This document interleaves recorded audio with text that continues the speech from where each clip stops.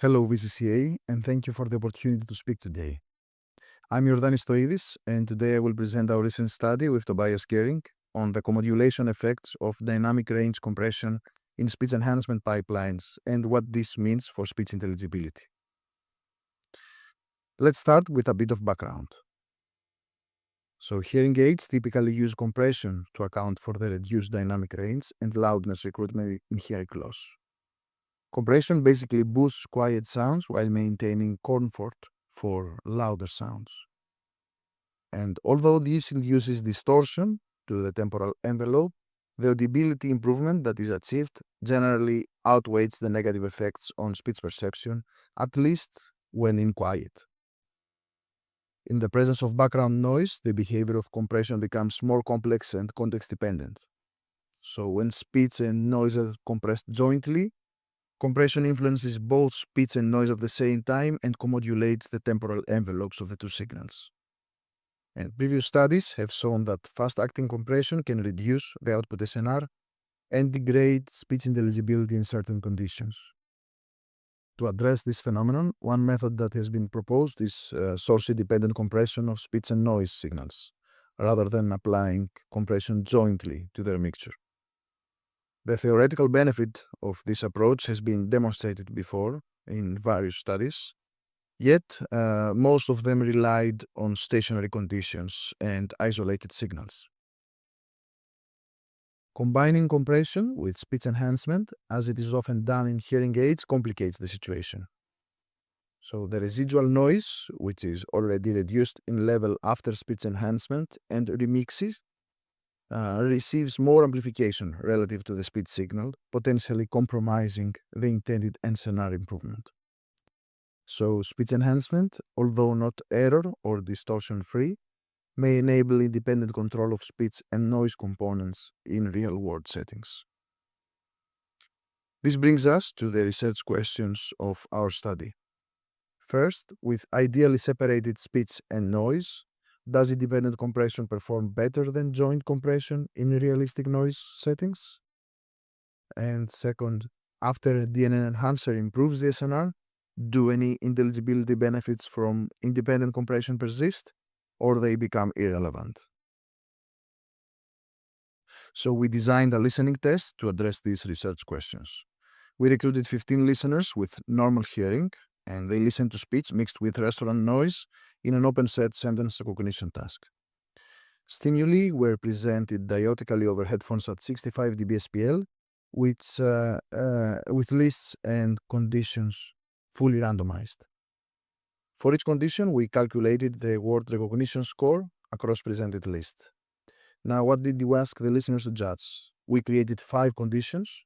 First, the baseline was an uncompressed mix at -3 dB SNR. Next come 2 oracle conditions, including the joint compression of the mix and independent compression of speech and noise signals. And we also have 2 conditions using a speech enhancer, which first improves the SNR and then applies either joint or independent compression. Here, we can see the flow diagram of oracle conditions, with their difference being that in joint compression, signals are first mixed at -3 dB SNR and then compressed, while in independent compression, signals are mixed after compression is applied separately. In the enhanced conditions, the oracle speech and noise signals are replaced by estimates generated by a speech enhancement stage, which mainly raises the SNR from -3 to 3 dB SNR. So compared with the previous slide, the only difference is that the speech enhancer, and the question is whether after the 6 dB boost, whether compression can still make a perceptual difference. The 2 processing blocks we used include a fast-acting wideband compression with the parameters shown in the screen. The speech enhancer is a pre-trained deep learning model, a dual-path recurrent neural network that is based on the TASNet architecture and is trained to separate speech from noise given a noisy mixture. Here we can see the aggregated results from the listening test. So we analyzed the word recognition scores with a linear mixed effects model and found an overall effect of condition. Specifically, at the baseline condition with no compression, listeners understood on average 49% of the words. Joint compression at the same SNR was not statistically significant. But with independent compression, we observed a highly significant improvement in speech intelligibility. Next, we add the neural enhancer, which lifts the scene to plus 3 dB SNR, and we see that both conditions significantly improve the word recognition scores, yet the two enhanced conditions do not differ from one another. Now there are some limitations. First, our listeners had normal hearing, so people with hearing loss may respond differently, and the results may not generalize.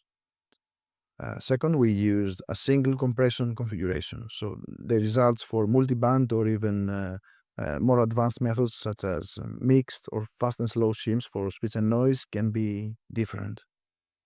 And finally, we should mention that the enhancer isn't perfect at minus 3 dB SNR. So it still contains residual noise and nonlinear artifacts that could limit the intelligibility and potentially mask any added benefit from source-independent compression. So we have two key findings. We found that source-independent compression improved intelligibility when applied to clean sources at low negative SNRs. This aligns with previous findings, showing that separating gain control across speech and noise can preserve audibility and important modulation cues. And second, once the enhancer has lifted the mixture to plus 3 dB and introduces some nonlinear distortions, that advantage disappears. Intelligibility is the same no matter which compression strategy we use. So, our findings suggest that the quality of enhancement may be more critical than the fine-tuning of compression strategy. Thank you very much for your attention.